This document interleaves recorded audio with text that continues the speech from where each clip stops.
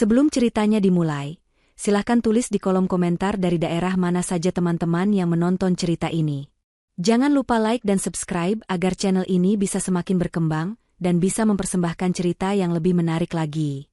Sinar matahari pagi menembus jendela kaca raksasa di kamar Presidential Suite, melukis lantai marmer dengan sapuan cahaya keemasan.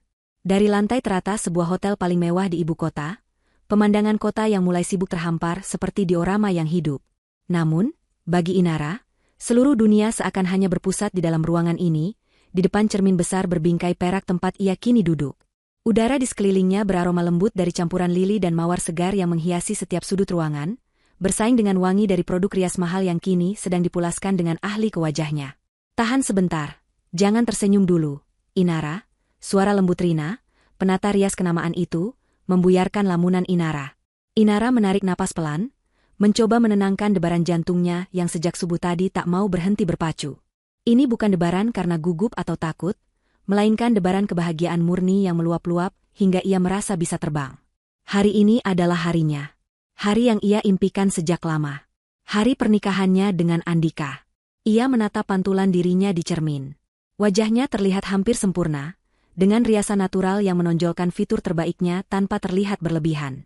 Matanya tampak lebih besar dan berbinar, bibirnya diberi sentuhan warna mawar lembut, dan kulitnya bersinar sehat. Di belakangnya, tergantung sebuah mahakarya yang menunggunya. Gaun pengantin impiannya. Gaun itu terbuat dari satin Duchess paling halus, dengan potongan alain klasik yang memancarkan keanggunan. Seluruh bagian atasnya ditaburi ribuan kristal Swarovski kecil yang berkilauan lembut setiap kali cahaya menyentuhnya. Gaun itu adalah simbol dari semua yang ia rasakan. Murni, indah, dan penuh harapan. Andika. Mengingat nama itu saja sudah cukup untuk membuat senyum terkembang di bibir Inara. Ia ingat pertama kali mereka bertemu di sebuah pameran seni. Bukan sebuah perjodohan bisnis seperti yang sering terjadi di lingkarannya, melainkan sebuah pertemuan yang terasa begitu alami dan ditakdirkan. Andika mendekatinya bukan dengan basa-basi murahan, melainkan dengan sebuah komentar cerdas tentang lukisan abstrak yang sedang mereka pandangi. Percakapan mereka mengalir begitu saja, dari seni, bisnis, hingga impian masa depan. Andika adalah pria yang berbeda. Ia tampan, itu tidak bisa dipungkiri.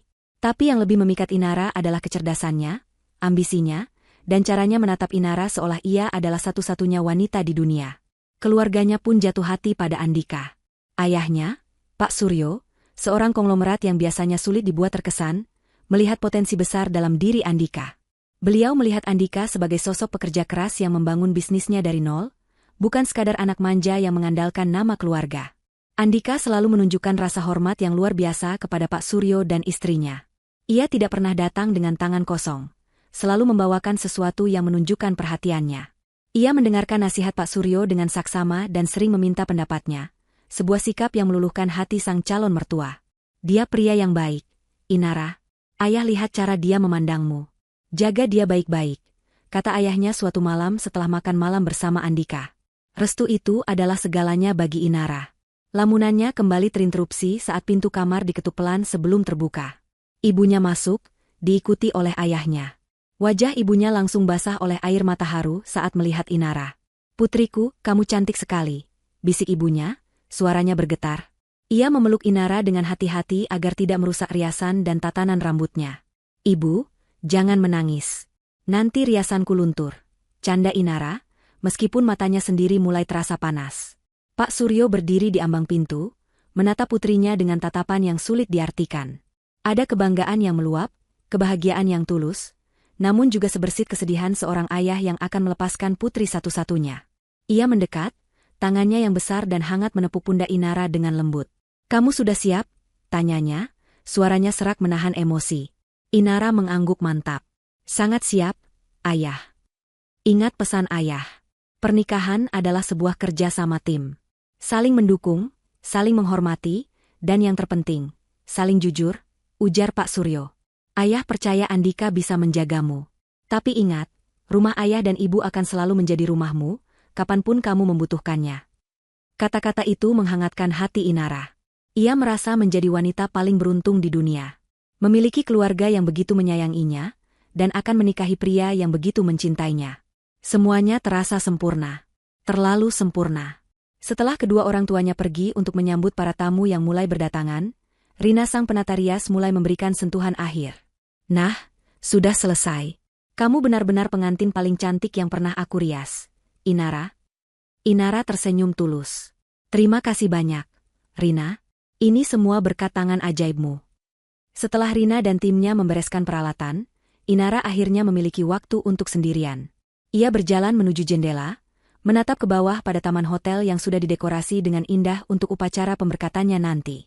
Dari kejauhan, ia bisa melihat para tamu mulai mengisi kursi. Ia meraih ponselnya yang tergeletak di meja, ingin mengirim pesan singkat untuk Andika, sekadar untuk mengatakan betapa ia tidak sabar untuk bertemu di altar.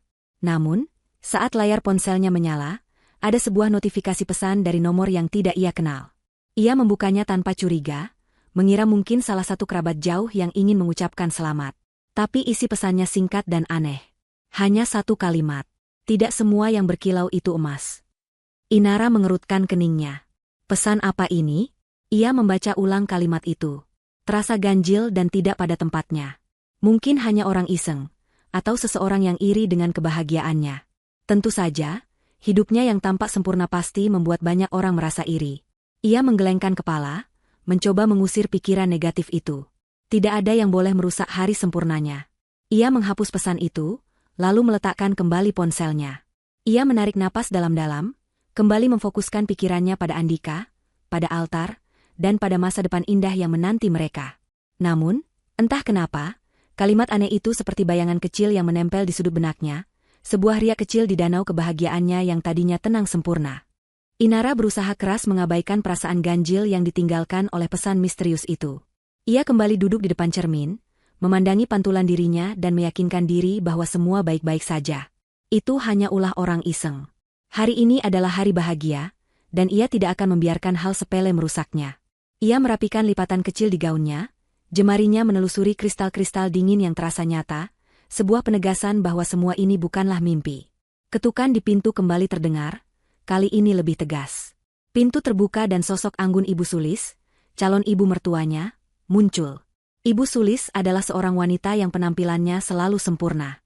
Hari ini ia mengenakan kebaya modern berwarna lavender yang dijahit khusus, dengan tatanan rambut yang rapi dan perhiasan berlian yang serasi. Senyumnya terkembang lebar saat matanya tertuju pada Inara. Inara, putriku. Ya Tuhan, lihat dirimu. Kamu bagaikan bidadari, seru Ibu Sulis, suaranya terdengar begitu hangat dan tulus. Ia menghampiri Inara dan memeluknya. Namun, pelukannya terasa sedikit kaku, dan parfumnya yang tajam terasa sedikit menusuk hidung. Terima kasih, Ibu, jawab Inara sopan, mencoba membalas senyuman itu dengan tulus. Tentu saja kamu cantik. Kamu adalah pengantin putraku satu-satunya, lanjut Ibu Sulis sambil melepaskan pelukannya. Matanya menelusuri penampilan Inara dari ujung rambut hingga ujung gaun, sebuah tatapan yang terasa seperti penilaian. Sempurna. Semua ini hotel ini, dekorasinya, gaunmu, keluarga Suryo memang tidak pernah setengah-setengah. Kami benar-benar merasa sangat terhormat dan beruntung bisa menjadi bagian dari ini semua. Ada sesuatu dalam nada bicaranya yang membuat Inara merasa sedikit tidak nyaman. Pujian itu terdengar lebih seperti pengakuan atas kekayaan keluarganya daripada ketulusan. Tapi lagi-lagi, Inara menepis pikiran itu. Mungkin ia hanya terlalu sensitif hari ini. Ibu Sulis kemudian membuka sebuah kotak bludru kecil berwarna biru tua. Di dalamnya, terbaring sebuah kalung berlian dengan model yang sangat indah, namun terkesan sedikit berlebihan untuk dipakai bersama gaunnya yang sudah berkilauan. Ini, sayang, hadiah kecil dari ibu dan ayah. Sebagai tanda selamat datang di keluarga kami. Ibu ingin memasangkannya untukmu. Sebelum Inara sempat menjawab, Ibu Sulis sudah berada di belakangnya, membuka pengait kalung itu. Jemarinya terasa dingin saat menyentuh tengkuk Inara, membuatnya sedikit bergidik. Kalung itu terasa berat saat melingkari lehernya. Nah, lihat.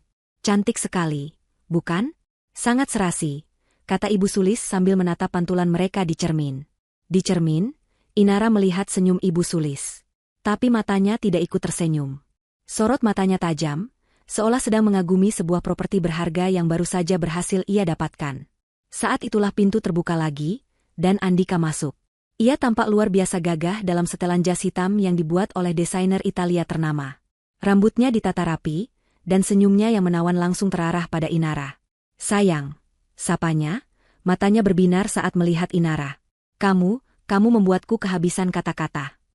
Andika mendekat dan mencium kening Inara dengan lembut. Inara bisa mencium aroma parfum maskulinnya yang familiar, aroma yang selalu membuatnya merasa aman dan nyaman. Segenap keraguan yang tadi sempat muncul langsung sirna. Inilah Andikanya. Pria yang mencintainya. Lihat, Andika. Ibu sudah memberikan hadiah kita untuk Inara. Cocok sekali, kan? Ujar Ibu Sulis, tangannya masih bertengger di bahu Inara. Andika menatap kalung itu, lalu tersenyum pada ibunya. Pilihan ibu memang tidak pernah salah. Ia kemudian kembali menatap Inara. Aku adalah pria paling beruntung di dunia hari ini. Mereka bertiga berdiri di depan cermin, sebuah potret keluarga yang tampak sempurna. Namun, Inara merasakan sebuah dinamika yang aneh. Andika, yang biasanya begitu percaya diri, tampak sedikit tegang di hadapan ibunya. Tatapannya sesekali melirik ke arah Ibu Sulis, seolah mencari persetujuan. Inara mencoba memakluminya sebagai kegugupan menjelang upacara pernikahan. Tentu saja ia gugup, sama seperti dirinya. Baiklah, ibu akan keluar dulu untuk memastikan semuanya sudah siap. Jangan terlalu lama, Andika. Para tamu sudah menunggu, kata Ibu Sulis. Ia memberikan satu senyuman lagi pada Inara sebelum berbalik. Saat hendak melangkah keluar, ia berhenti sejenak di dekat Andika. Ia mencondongkan tubuhnya dan berbisik dengan suara yang sangat pelan. Namun di keheningan ruangan itu, Inara yang sedang membelakangi mereka untuk merapikan ekor gaunnya, dapat menangkap sebagian kalimat itu dengan jelas. Suara Ibu Sulis tidak lagi hangat seperti tadi, melainkan tajam dan penuh perintah. Pastikan semua berjalan sesuai rencana. Jangan ada kesalahan, Andika. Terutama soal dokumen itu. Inara membeku. Dokumen? Dokumen apa yang mereka bicarakan? Kenapa harus dibicarakan dengan cara berbisik di hari pernikahan mereka? Suara bisikan itu, nadanya yang mendesak, terasa sangat kontras dengan suasana bahagia yang seharusnya menyelimuti mereka. Jantungnya yang tadi sudah tenang, kini mulai berdebar lagi, kali ini dengan irama yang berbeda. Irama kecurigaan. Tentu, Bu, jawab Andika singkat, juga dengan suara pelan. Ibu Sulis pun pergi, meninggalkan aroma parfumnya yang tajam di udara. Andika berbalik kembali menghadap Inara, senyumnya sudah kembali terpasang sempurna di wajahnya. Ada apa, sayang? Kamu terlihat pucat, tanya Andika, mengelus pipi Inara. Inara tergagap. Tidak apa-apa. Aku hanya sedikit gugup. Tadi, aku tidak sengaja dengar, ibu bicara soal dokumen. Dokumen apa, ya? Tanyanya, mencoba terdengar sesantai mungkin.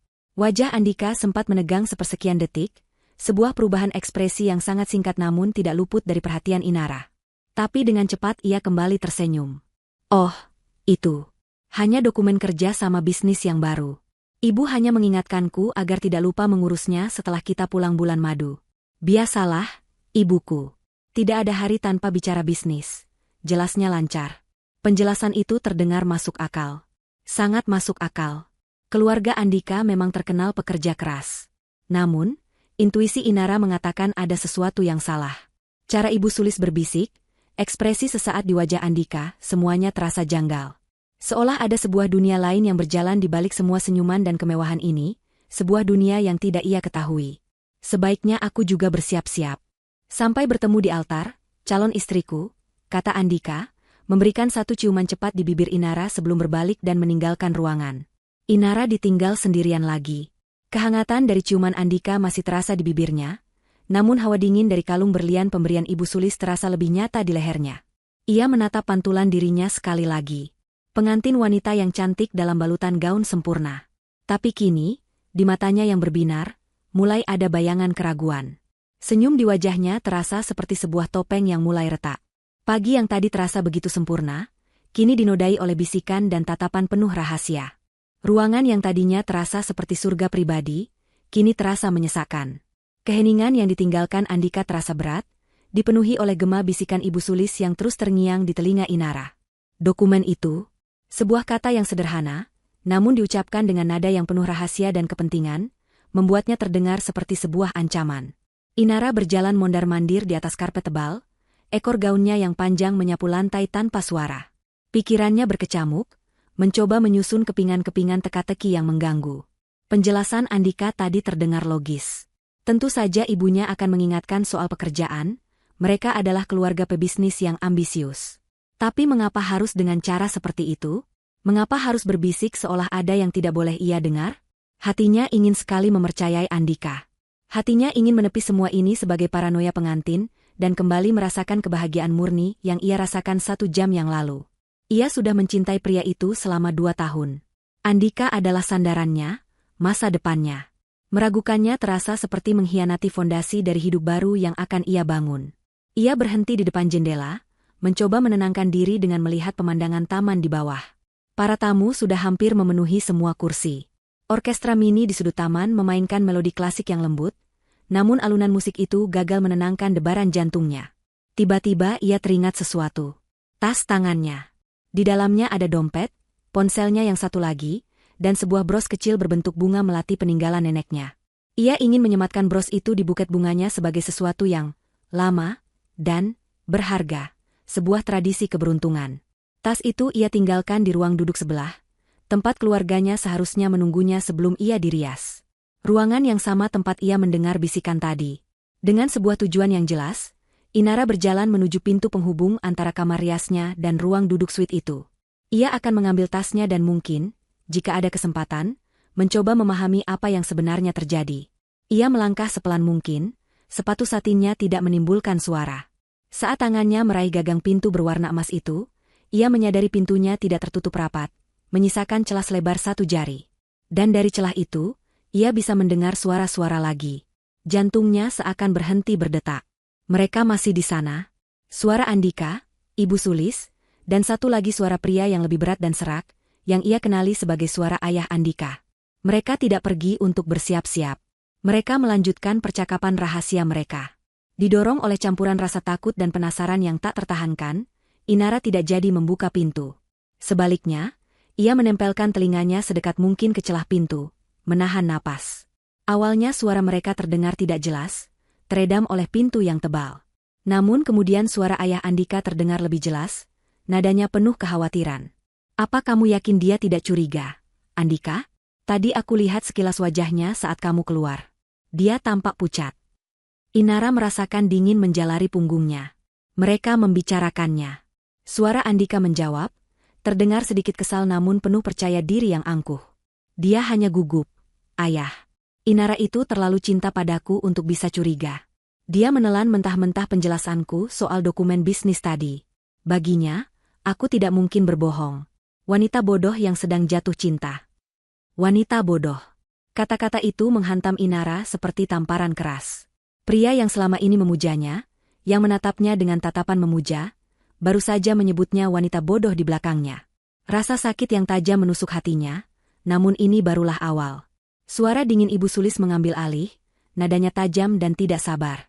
Sudah, jangan buang waktu dengan membahas perasaan seorang gadis. Kita fokus pada rencana utama. Waktu kita tidak banyak. Semua harus berjalan sempurna. Bagaimana dengan surat itu? Apa kamu yakin dia akan menandatanganinya begitu saja? Tanya ayah Andika lagi. Tentu saja. Jawab Ibu Sulis dengan nada meremehkan. Surat pengalihan aset itu sudah disiapkan oleh pengacara kita. Dibuat dengan kalimat yang berbelit-belit, tapi intinya jelas. Sebagian besar saham warisan Inara di perusahaan Suryo akan menjadi aset bersama atas nama dia dan Andika. Alasannya? Sebagai simbol penyatuan keluarga, sebagai jaminan cinta abadi.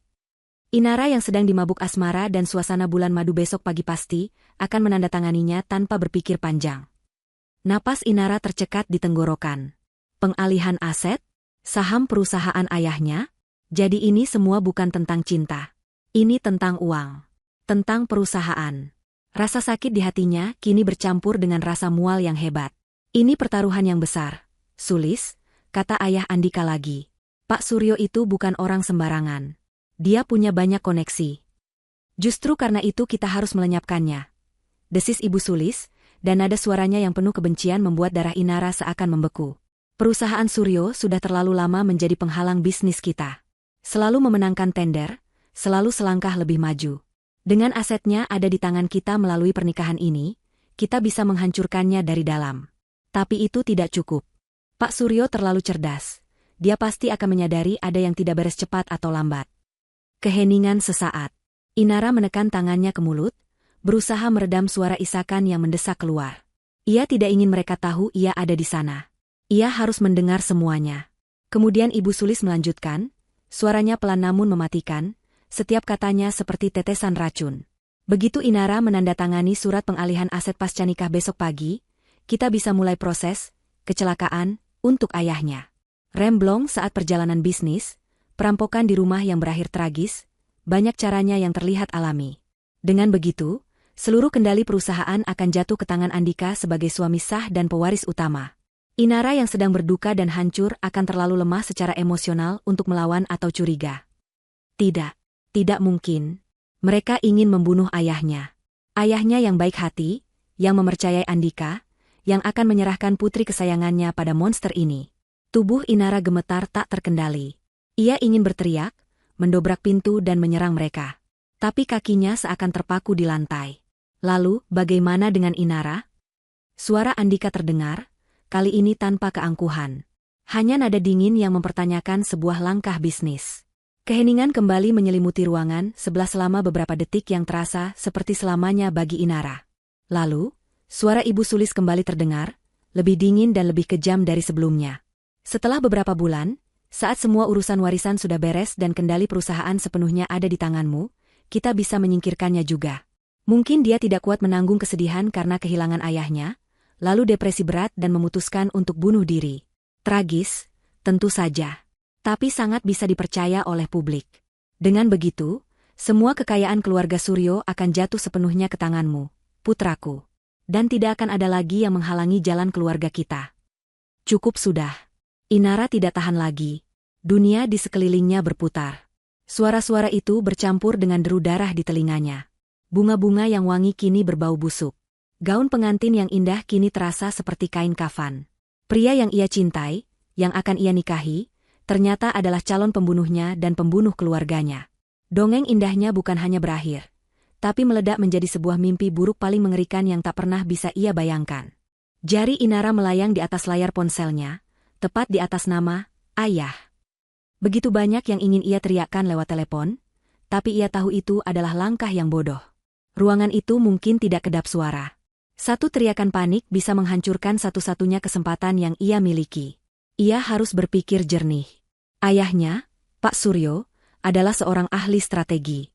Beliau selalu mengajarkan Inara untuk berpikir 3 langkah ke depan, terutama dalam situasi krisis. Saat ini, Inara sedang berada dalam krisis terbesar dalam hidupnya. Ia menarik napas dalam-dalam, memaksa paru-parunya untuk bekerja. Amarah yang membara memberinya kekuatan. Ia teringat sesuatu. Beberapa tahun lalu, saat perusahaan ayahnya menghadapi ancaman pengambil alihan yang sengit, ayahnya pernah membuat sebuah protokol darurat sederhana untuk keluarga.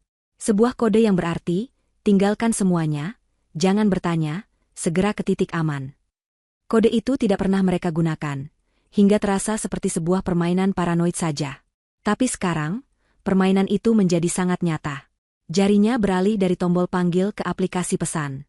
Ia mengetik dengan cepat, jempolnya yang gemetar beberapa kali salah menekan huruf. Ayah, Ibu, kode merah. Pintu servis di ujung koridor lantai ini. Sekarang. Jangan tanya apapun, jangan bicara pada siapapun. Aku menyusul. Percaya padaku. Ia membaca ulang pesan itu. Singkat, jelas, dan mendesak. Kata, kode merah, akan cukup untuk membuat ayahnya bergerak tanpa ragu. Ia menekan tombol kirim, dan pesan itu langsung terkirim. Sekarang ia harus menciptakan alasan untuk keluar dari ruangan ini. Ia tidak bisa lari begitu saja dengan gaun sebesar ini, tanpa menimbulkan kecurigaan. Ia segera menelepon nomor Mita, asisten pribadinya sekaligus sahabatnya yang bertugas sebagai kepala pengiring pengantin. Halo, Inara, kamu sudah siap? MC sudah mau memanggil namamu. Suara Mita terdengar ceria di seberang sana. Inara mengubah suaranya menjadi lemah dan serak. Mita, tolong aku, bisiknya, menyisipkan sedikit isakan palsu. Kepalaku pusing sekali. Aku mual. Aku rasa aku kena serangan panik. Apa? Ya Tuhan, Inara. Aku kesana sekarang. Apa perlu kupanggilkan tim medis?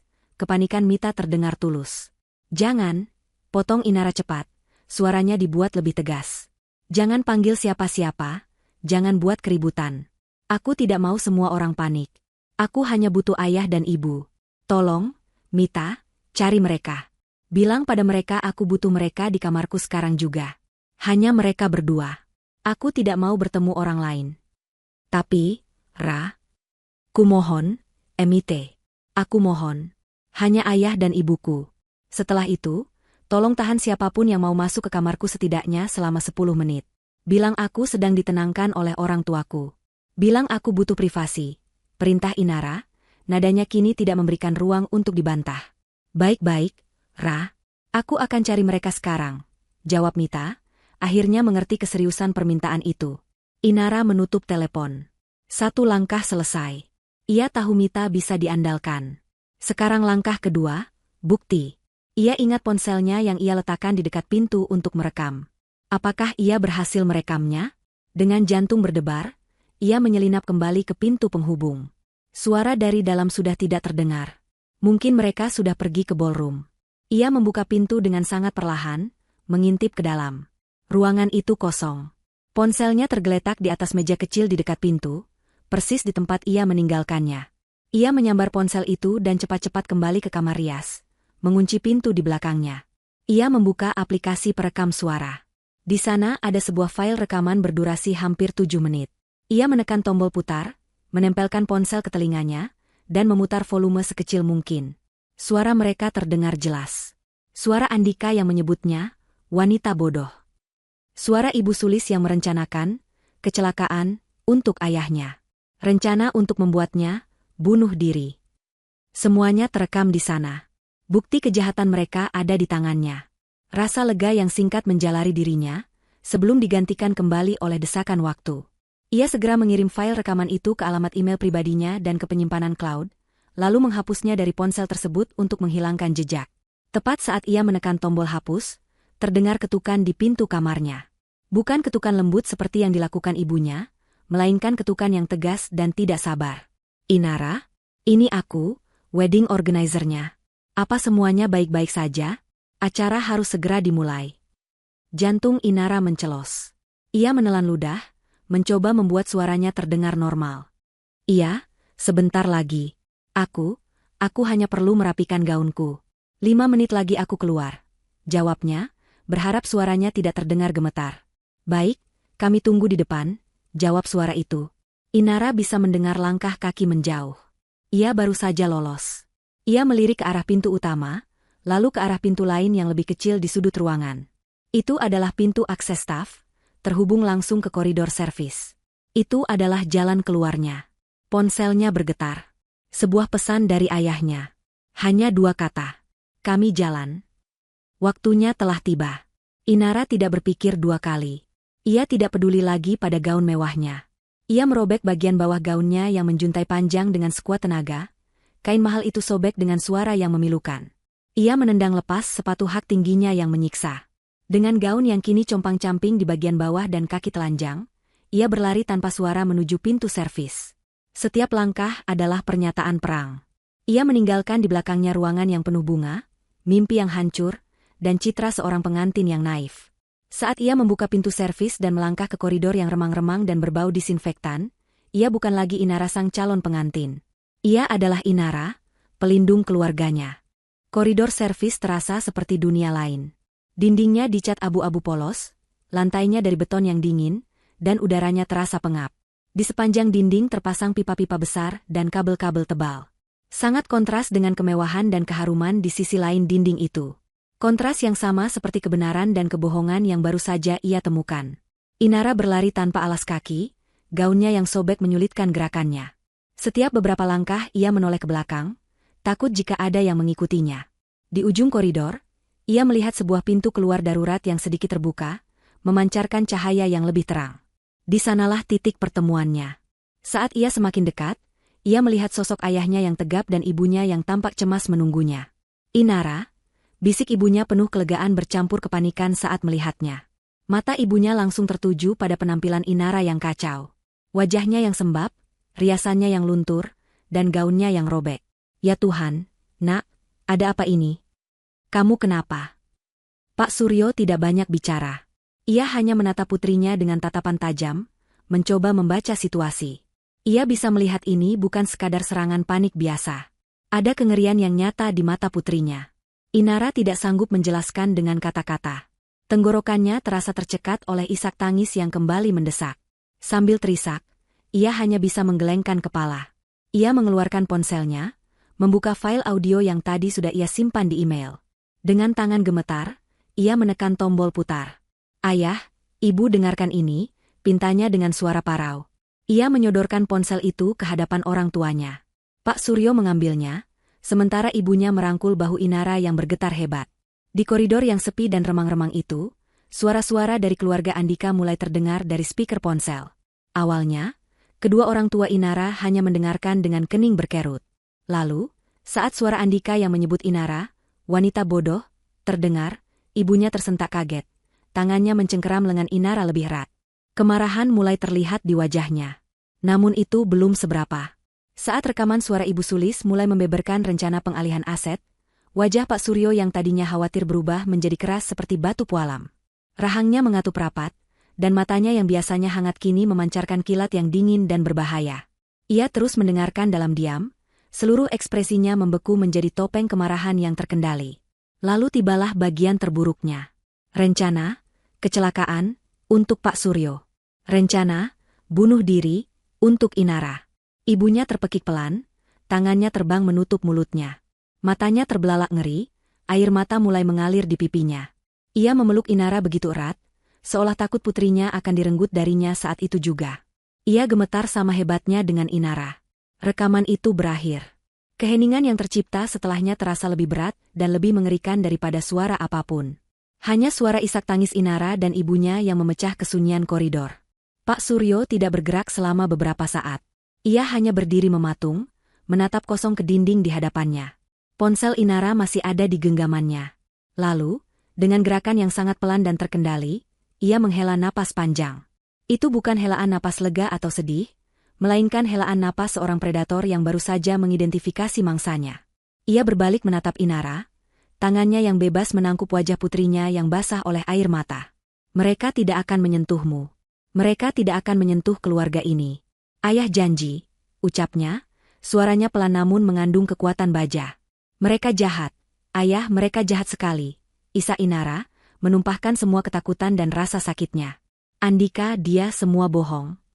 SSSST, ayah tahu. Ayah tahu. Kamu sudah melakukan hal yang benar. Kamu sangat berani," bisik Pak Suryo, mencoba menenangkan putrinya.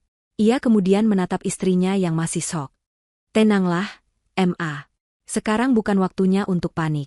Kita harus pergi dari sini." Ia memimpin mereka menyusuri koridor menuju lift servis. Di dalam lift yang sempit dan berbau logam itu, keheningan kembali menyelimuti. Ibunya masih memeluk Inara, sementara Pak Suryo mengeluarkan ponselnya sendiri. Wajahnya tenang, namun matanya berkilat penuh perhitungan. Mereka salah memilih keluarga untuk ditipu. Desisnya pelan, lebih pada dirinya sendiri. Jari-jarinya bergerak cepat di layar ponsel. Ia tidak menelepon polisi. Ia menekan nomor panggilan cepat yang tersimpan dengan nama Binsar Legal. Telepon itu tersambung hanya setelah 1 kali dering. "Halo, Suryo," terdengar suara berat dan tegas dari seberang. "Binsar, aku butuh bantuanmu. Sekarang juga," kata Pak Suryo, nadanya datar dan dingin. "Ada apa? Kamu tidak pernah menelepon dengan nada seperti ini kecuali ada masalah besar." "Ini lebih dari besar," jawab Pak Suryo. "Ini menyangkut penipuan terencana, konspirasi pengambil alihan perusahaan, dan percobaan pembunuhan berencana terhadap saya dan putri saya." Keheningan sesaat di ujung telepon. "Aku berangkat sekarang. Kirimkan lokasimu dan semua bukti awal yang kamu punya. Timku akan mengurus sisanya." "Bagus. Lokasinya di Hotel Grand Majestic. Buktinya ada di tangan putriku." Sebuah rekaman suara yang sangat jelas. "Jelas Pak Suryo. Aku mau kau kerahkan semua sumber dayamu. Aku mau mereka ditangkap hari ini juga, di depan semua orang. Aku mau mereka hancur." "Anggap saja sudah beres," jawab Pak Binsar tanpa ragu. Pak Suryo menutup telepon. Lift berdenting, menandakan mereka sudah sampai di lantai dasar. Pintu terbuka ke area parkir basement yang sepi. Saat itu juga, Pak Suryo melakukan satu panggilan lagi. "Amankan semua rekaman CCTV di sekitar Presidential Suite dan Ballroom dari 2 jam yang lalu sampai sekarang." Perintahnya pada orang di seberang telepon, yang ia panggil sebagai kepala keamanannya. "Jangan biarkan satu orang pun menyentuh atau menghapusnya sampai tim dari pengacaraku tiba." "Mengerti?" Setelah mendapat jawaban tegas, ia memasukkan ponselnya ke saku. Misi penyelamatan telah selesai. Kini, misi pembalasan dendam baru saja dimulai. Ia merangkul istri dan putrinya, menuntun mereka ke mobil hitam yang sudah menunggu. Di dalam mobil, Inara akhirnya bisa bernapas sedikit lebih lega, merasakan keamanan dari kehadiran ayahnya yang kini telah mengambil alih komando. Ia tahu, keluarga Andika telah membangunkan seekor singa yang sedang tertidur. Mobil hitam itu melaju dengan cepat namun tenang, membelah lalu lintas kota yang padat. Tidak ada yang berbicara. Di dalam keheningan kabin yang mewah, hanya terdengar isak tangis ibu yang perlahan mereda dan napas Inara yang masih sedikit tersengal. Inara bersandar di bahu ibunya, matanya menatap kosong keluar jendela. Gedung-gedung pencakar langit yang megah, yang biasanya membuatnya takjub, kini terlihat seperti monster-monster beton yang dingin dan tanpa perasaan. Dunianya yang penuh warna kini telah berubah menjadi abu-abu. Mereka tidak pulang ke rumah. Supir membawa mereka ke sebuah gedung perkantoran milik Pak Suryo, yang letaknya strategis di pusat distrik bisnis. Gedung ini adalah pusat komando utama dari seluruh kerajaan bisnisnya. Mereka masuk melalui akses pribadi di basement dan naik menggunakan lift pribadi yang langsung menuju lantai teratas, ke ruang kerja Pak Suryo. Ruangan itu sangat berbeda dari kamar hotel yang ditinggalkan Inara. Tidak ada bunga atau dekorasi mewah. Ruangan itu didominasi oleh kayu gelap, kulit, dan kaca. Sebuah meja kerja besar dari kayu mahoni berdiri kokoh di tengah ruangan. Di belakangnya terdapat jendela setinggi dinding yang menyuguhkan pemandangan kota dari sudut yang paling menakjubkan. Ruangan itu memancarkan aura kekuasaan, ketenangan, dan kontrol. Disinilah keputusan-keputusan bernilai triliunan rupiah dibuat. Hari ini, ruangan itu akan menjadi saksi sebuah keputusan yang nilainya jauh melampaui uang, keadilan. Pak Suryo mendudukan Inara dan istrinya di sofa kulit yang nyaman. Tunggu di sini. Minumlah sesuatu. Aku perlu membereskan ini, ucapnya dengan nada tenang yang mutlak. Tak lama kemudian, pintu lift pribadi terbuka. Seorang pria berusia sekitar 50-an, berperawakan tegap dengan rambut perak yang disisir rapi, melangkah masuk. Ia mengenakan setelan jas paling mahal, namun tidak terlihat mencolok.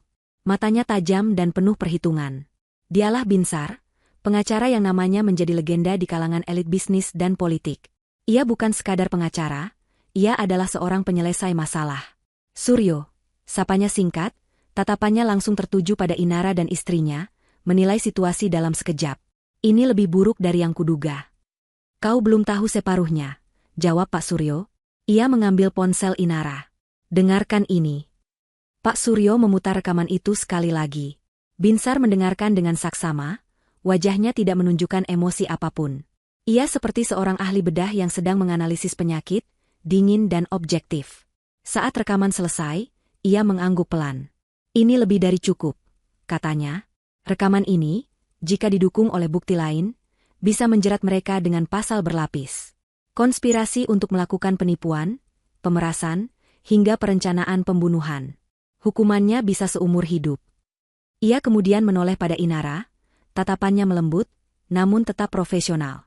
Inara, kamu sangat berani. Apa yang kamu lakukan hari ini telah menyelamatkan nyawa ayahmu dan dirimu sendiri. Sekarang, aku perlu kamu untuk tetap kuat. Aku akan menangani semuanya dari sini, tapi aku mungkin akan membutuhkan kesaksianmu nanti. Inara, yang sejak tadi hanya diam, mengangguk pelan. Mendengar penegasan dari seorang profesional seperti Binsar membuatnya merasa tindakannya benar dan divalidasi. Ia bukan lagi korban yang lari ketakutan, ia adalah saksi kunci. Apa rencanamu, Binsar? Tanya Pak Suryo, kembali ke mode bisnis. Cepat dan senyap di awal, lalu hantam dengan keributan maksimal di akhir, jelas Binsar sambil mengeluarkan tabletnya. Timku sudah bergerak untuk mendapatkan surat perintah darurat dari pengadilan untuk menyita rekaman CCTV hotel. Panggilanmu pada kepala keamananmu sangat krusial, itu mengunci barang bukti utama kita. Kedua, aku sudah menghubungi kolega di jajaran kepolisian. Bukan polisi biasa. Kita akan melibatkan tim dari Direktorat Kejahatan Serius. Mereka akan menangani ini dengan profesional dan tanpa ada kemungkinan, kebocoran, atau suap. Binsar menunjukkan layar tabletnya pada Pak Suryo. Kita akan biarkan situasi di hotel memanas. Biarkan mereka panik, biarkan para tamu bertanya-tanya. Semakin tinggi kebingungan mereka, semakin besar dampak penangkapannya nanti. Polisi akan masuk tepat saat mereka berada di puncak kepanikan dan rasa malu. Bagus, geram Pak Suryo.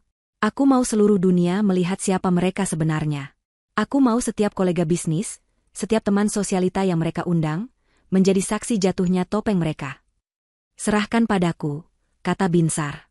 Ia mulai melakukan serangkaian panggilan telepon, suaranya tenang dan penuh wibawa, memberikan instruksi-instruksi yang kompleks dalam jargon hukum yang rumit. Roda keadilan yang besar dan berat kini mulai berputar, digerakkan oleh kekuatan dan koneksi Pak Suryo serta keahlian Binsar. Sementara para pria itu menyusun strategi, ibu menemani Inara, membawakan segelas teh hangat. Minumlah, nak, kamu harus tenang. Saat Inara menyesap tehnya, ponselnya yang ada di meja bergetar. Sebuah pesan masuk. Dari Andika.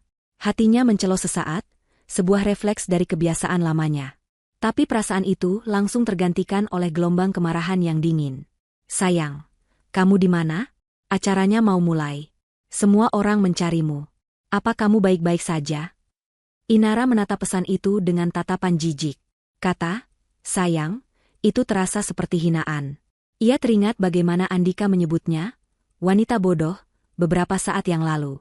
Ia menunjukkan pesan itu pada ayahnya. Pak Suryo membacanya, dan secercah senyum tipis yang mengerikan tersungging di bibirnya. Biarkan dia menunggu dalam kebingungannya. Itu adalah awal dari hukumannya. Inara setuju. Ia tidak akan membalasnya. Keheningannya adalah jawabannya. Keheningannya adalah awal dari badai yang akan segera menerjang pria itu dan keluarganya. Ia meletakkan ponsel itu dengan layar menghadap ke bawah, memutuskan kontak terakhirnya dengan masa lalu yang penuh dusta. Di dalam pusat komando ayahnya, dikelilingi oleh orang-orang yang bergerak untuk melindunginya, Inara merasakan kekuatan baru tumbuh di dalam dirinya. Ia bukan lagi putri dalam dongeng yang menunggu diselamatkan. Ia adalah orang yang berhasil lolos dari naga, dan kini akan kembali untuk membakar habis sarangnya. Kembali di Grand Majestic Hotel, suasana di dalam ballroom yang tadinya penuh dengan antisipasi dan kegembiraan, kini mulai berubah. Orkestra telah berhenti bermain untuk ketiga kalinya. Para tamu yang duduk di meja-meja bundar yang didekorasi dengan mewah mulai saling berbisik. Senyum di wajah mereka telah memudar, digantikan oleh ekspresi bingung dan rasa ingin tahu. Waktu prosesi pernikahan sudah terlewat 15 menit, dan belum ada tanda-tanda pengantin wanita akan muncul. Di atas pelaminan yang megah, Andika berdiri dengan senyum yang mulai terasa kaku. Keringat dingin mulai membasahi pelipisnya. Di sampingnya, Ibu Sulis dan suaminya juga menunjukkan tanda-tanda kegelisahan. Awalnya, mereka hanya menganggap ini sebagai keterlambatan biasa. Mungkin Inara kesulitan dengan gaunnya, atau penata riasnya butuh waktu ekstra. Sebuah gangguan kecil yang menyebalkan, tapi tidak berbahaya. Di mana pengantinmu, Andika? Para tamu sudah mulai tidak sabar. Desis Ibu Sulis, senyum keibuannya yang palsu kini sedikit bergetar karena jengkel. Aku tidak tahu, Bu. Tadi katanya 5 menit lagi, jawab Andika, mencoba menelepon Inara untuk yang kesekian kalinya. Tapi hasilnya tetap sama. Panggilannya tidak tersambung, langsung dialihkan ke pesan suara. Ponselnya tidak aktif. 30 menit berlalu. Suasana di ballroom menjadi canggung. Bisik-bisik para tamu kini semakin keras, berubah menjadi spekulasi. MC acara, seorang profesional yang berpengalaman, tampak kebingungan harus berbuat apa. Ia mencoba mengisi waktu dengan lelucon dan memutar musik. Tapi semua itu hanya menambah rasa aneh di udara. Kepanikan mulai merayap masuk ke dalam hati keluarga Andika. Ini bukan lagi sekadar keterlambatan. Ini adalah sesuatu yang salah. Sangat salah. Coba telepon orang tuanya, perintah Ibu Sulis dengan nada tajam. Andika segera menelepon nomor Pak Suryo, lalu nomor Ibu Inara. Keduanya tidak aktif. Jantung Andika mulai berdebar kencang. Ia mengirimkan pesan yang ia harap terdengar penuh perhatian. Sayang, kamu di mana? Acaranya mau mulai. Semua orang mencarimu. Apa kamu baik-baik saja? Tapi tidak ada balasan. Centang di aplikasi pesannya hanya menunjukkan pesan itu terkirim, tidak dibaca. Tidak ada yang bisa dihubungi. Lapor Andika pada ibunya, suaranya kini terdengar tegang. Mita, pengiring pengantinnya, juga tidak tahu apa-apa. Katanya terakhir kali Inara minta ditemani orang tuanya karena merasa panik. Wajah Ibu Sulis memucat. Panik? Atau dia tahu sesuatu? Tanyanya, lebih pada dirinya sendiri. Ia teringat percakapan mereka di ruang sebelah. Apakah dinding hotel ini tidak cukup tebal? Apakah ada yang mendengar? Pikiran itu membuatnya merasa mual. Ayah Andika, yang sejak tadi hanya diam sambil mengelap keringat di dahinya, akhirnya angkat bicara. Sudah kubilang ini terlalu berisiko. Sulis, Menargetkan keluarga Suryo secara langsung itu ide gila. Diam kau, bentak Ibu Sulis, sejenak lupa menjaga citranya. Beberapa tamu di barisan depan menoleh karena kaget mendengar nada suaranya. Ibu Sulis segera memaksakan seulas senyum. Rencanaku sempurna. Mungkin hanya ada keadaan darurat keluarga yang tidak ada hubungannya dengan kita. Tapi ia sendiri tidak percaya dengan kata-katanya. Kepanikan mereka mencapai puncaknya saat Mita, sang kepala pengiring pengantin, menghampiri mereka di pelaminan dengan wajah panik. Tante, Om, Andika, aku sudah memeriksa kamar Inara. Kamarnya kosong. Dan gaunnya sobek di bagian bawah, sepatunya tergeletak di lantai. Berita itu seperti sambaran petir. Kosong. Gaunnya sobek. Skenario terburuk melintas di benak mereka. Apakah Inara diculik? Atau, apakah dia kabur? Jika dia kabur, itu hanya berarti satu hal. Dia tahu. Aku bilang juga apa? Rencanamu ini terlalu ceroboh. Bisik ayah Andika pada istrinya dengan marah. Ini semua karena putramu yang tidak becus itu. Aku yakin dia melakukan kesalahan. Balas Ibu Sulis, kini menyalahkan Andika. Andika hanya bisa berdiri mematung di antara kedua orang tuanya yang mulai saling menyalahkan. Wajahnya pucat pasi. Ia merasa seperti sedang berdiri di atas panggung di depan ratusan pasang mata yang menilainya, sementara tanah di bawah kakinya perlahan runtuh. Impiannya untuk menguasai kekayaan Suryo, untuk menjadi konglomerat terpandang, kini berubah menjadi mimpi buruk yang memalukan. Semua mata tertuju padanya, sang pengantin pria yang ditinggalkan di altar. Tepat di puncak kekacauan dan rasa malu itu, seorang pria berjas rapi yang merupakan general manager hotel, berjalan cepat menuju pelaminan. Wajahnya serius dan pucat. Ia tidak sendirian. Di belakangnya, berjalan dua orang petugas keamanan hotel yang bertubuh tegap. Pemandangan itu langsung menarik perhatian seluruh tamu di ballroom. Suasana menjadi hening seketika. Sang manajer berhenti tepat di hadapan Andika dan keluarganya. Ia membungkuk sedikit, namun tidak ada keramahan dalam sikapnya. Bapak Andika, Ibu Sulis, katanya dengan suara yang jelas dan formal, cukup keras untuk didengar oleh meja-meja terdekat. Mohon maaf mengganggu. Ada pihak berwenang yang ingin berbicara dengan Anda. Jantung keluarga Andika seakan berhenti berdetak. Pihak berwenang. Polisi. Itu adalah kata-kata yang paling mereka takuti. Mereka saling pandang, mata mereka terbelalak ngeri. Mereka tahu, ini adalah akhir dari segalanya. Permainan telah usai, dan mereka kalah telak. Di atas panggung pernikahan mereka yang megah, di bawah sorotan lampu kristal dan tatapan ratusan tamu, kebohongan mereka akhirnya terkuak. Kata-kata General Manager Hotel menggantung di udara yang tegang, menyedot sisa-sisa oksigen dari paru-paru keluarga Andika. Pihak berwenang. Dua kata itu adalah lonceng kematian bagi rencana mereka, bagi reputasi mereka, bagi kebebasan mereka. Wajah Ibu Sulis yang tadinya pucat kini berubah menjadi merah padam karena amarah dan kepanikan yang tak bisa lagi ia sembunyikan. Andika hanya bisa menatap kosong. Pikirannya tidak mampu lagi memproses apa yang sedang terjadi. Seperti sebuah adegan dalam film laga yang bergerak lambat, pintu utama ballroom yang megah itu terbuka lebar. Seluruh tamu serentak menoleh. Bukan Inara dalam gaun pengantinnya yang muncul. Yang masuk adalah sekelompok pria berpenampilan serius.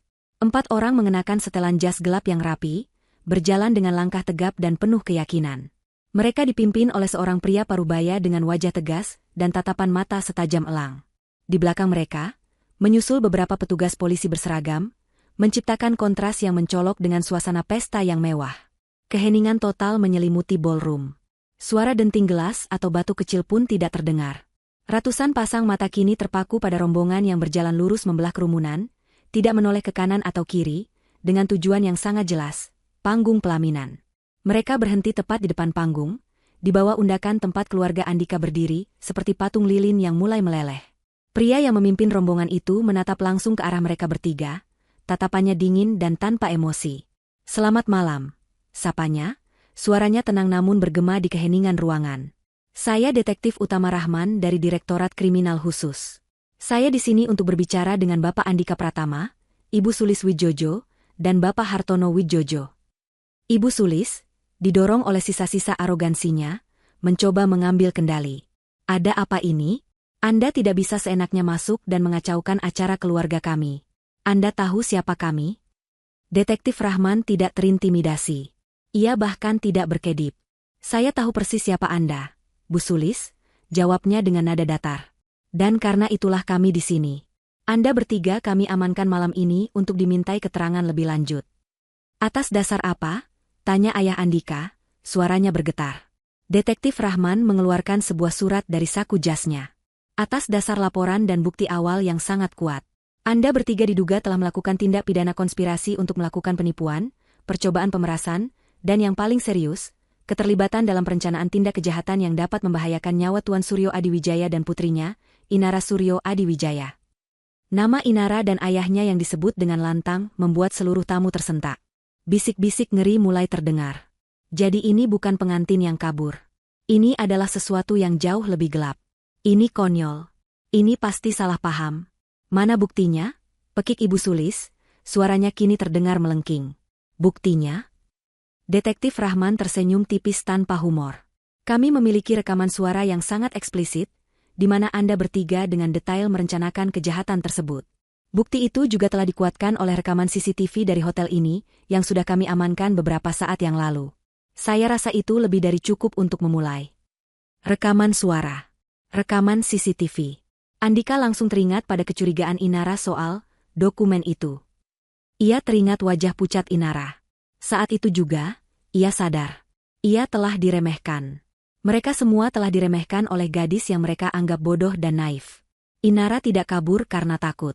Ia pergi untuk melawan. 2 orang petugas berseragam naik ke atas panggung. Mereka mendekati ayah Andika terlebih dahulu. Maaf, Pak. Mohon ulurkan tangan Anda. Ayah Andika tampak seperti akan pingsan. Ia tidak melawan saat pergelangan tangannya ditarik dan sebuah borgol logam yang dingin dipasangkan. Suara, klik, dari borgol itu terdengar begitu keras di ruangan yang hening, seperti suara palu hakim yang mengetuk vonis. Berikutnya adalah Ibu Sulis. Ia meronta. Jangan sentuh saya. Lepaskan saya. Kalian akan menyesal. Teriaknya, citra anggunnya kini luntur total, digantikan oleh wajah seorang penjahat yang terpojok. Tapi perlawanannya sia-sia. Borgol kedua terpasang di tangannya. Terakhir, petugas mendekati Andika. Sang pengantin pria. Ia berdiri lunglai dengan setelan jasnya yang mahal, bunga mawar putih di kerahnya kini tampak layu. Ia tidak melawan sama sekali. Saat borgol terpasang di tangannya, ia hanya bisa menunduk dalam-dalam. Malu, hancur, dan kalah. Mimpi indahnya menjadi seorang raja berakhir dengan ia menjadi seorang pesakitan. Para tamu undangan kini tidak lagi hanya berbisik. Banyak dari mereka yang mengeluarkan ponsel, merekam momen yang luar biasa ini. Kejatuhan keluarga Widjojo disiarkan langsung dari pesta pernikahan mereka sendiri. Kilatan lampu blitz dari beberapa wartawan yang berhasil menyelinap masuk menambah drama pada adegan itu. Saat mereka digiring menuruni panggung, melewati para tamu yang menatap dengan campuran ngeri, kasihan, dan jijik, Andika mengangkat kepalanya sejenak. Matanya yang putus asa memandang ke sekeliling ballroom yang indah, tempat yang seharusnya menjadi saksi kemenangannya.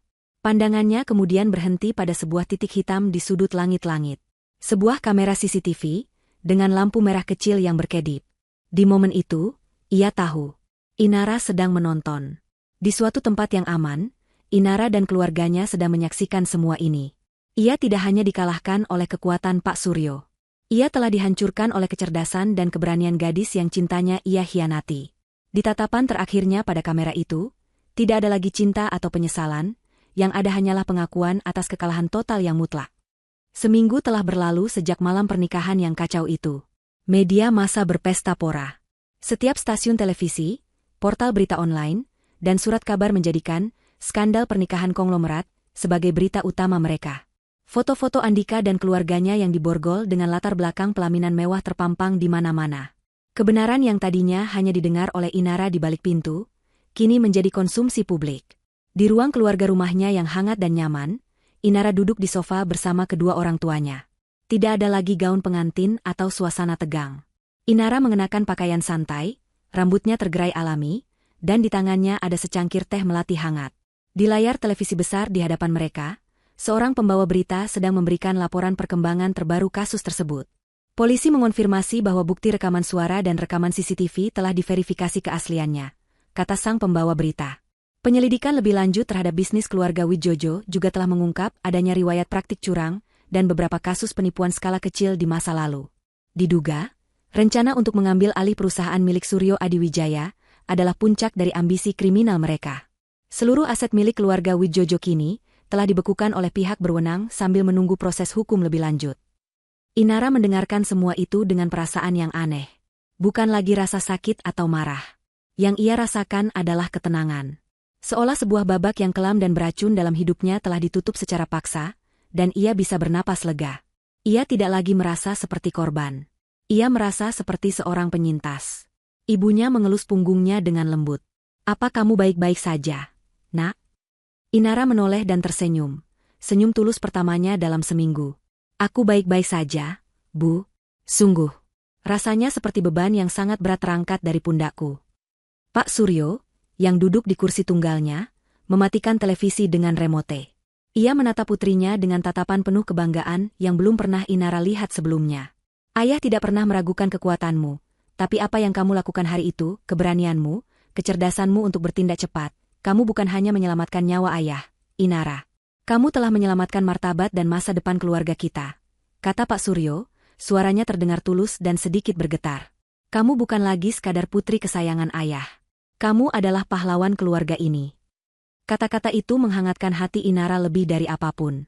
Semua rasa sakit karena pengkhianatan Andika terasa begitu kecil dibandingkan dengan rasa cinta dan kebanggaan yang ia rasakan dari keluarganya saat itu.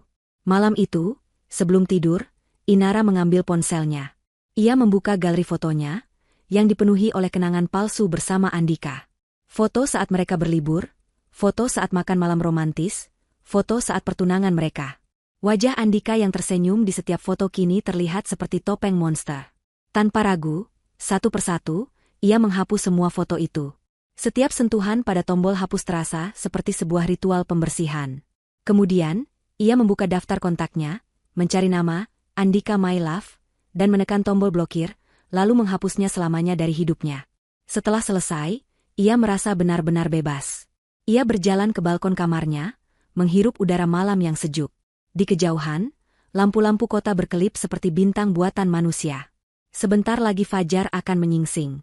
Ia teringat pada dongeng-dongeng masa kecilnya, tentang putri yang diselamatkan oleh pangeran tampan. Dongengnya ternyata berbeda. Pangerannya ternyata adalah penjahatnya. Dan pada akhirnya, ia tidak perlu diselamatkan oleh siapapun. Ia telah menyelamatkan dirinya sendiri. Saat garis jingga pertama mulai mewarnai langit timur, Inara tersenyum. Itu bukan senyum seorang gadis yang patah hati, melainkan senyum seorang wanita yang telah menemukan kekuatannya di tengah reruntuhan mimpi. Gaun pengantinnya mungkin telah robek dan ternoda, tetapi dirinya kini jauh lebih utuh dan lebih kuat dari sebelumnya. Ini bukanlah akhir dari dongengnya. Ini adalah awal dari kisahnya yang sesungguhnya. Kisah, Altar Penuh Dusta, lebih dari sekadar rangkaian peristiwa dramatis tentang cinta dan pengkhianatan. Ia adalah sebuah perenungan mendalam tentang esensi kemanusiaan, di mana topeng dan wajah asli saling berhadapan dalam panggung kehidupan yang megah namun penuh tipu daya. Di balik kemewahan gaun pengantin, kemegahan hotel bintang 5, dan janji-janji manis yang terucap, tersembunyi berbagai lapisan hikmah yang fundamental tentang intuisi, ilusi penampilan, kekuatan keberanian, serta fondasi tak tergoyahkan dari sebuah keluarga.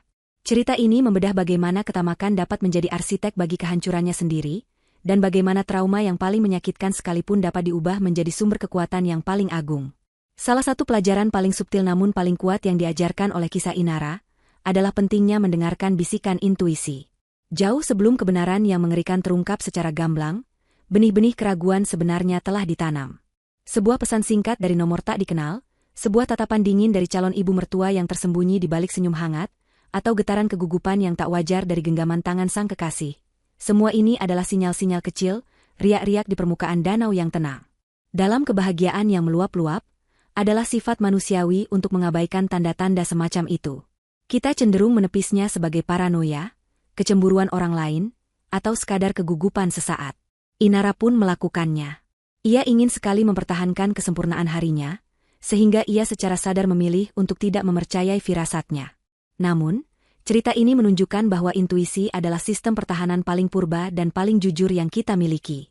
Ia adalah akumulasi dari pengalaman bawah sadar yang mampu mengenali pola-pola ketidaksesuaian yang seringkali luput dari analisis logika.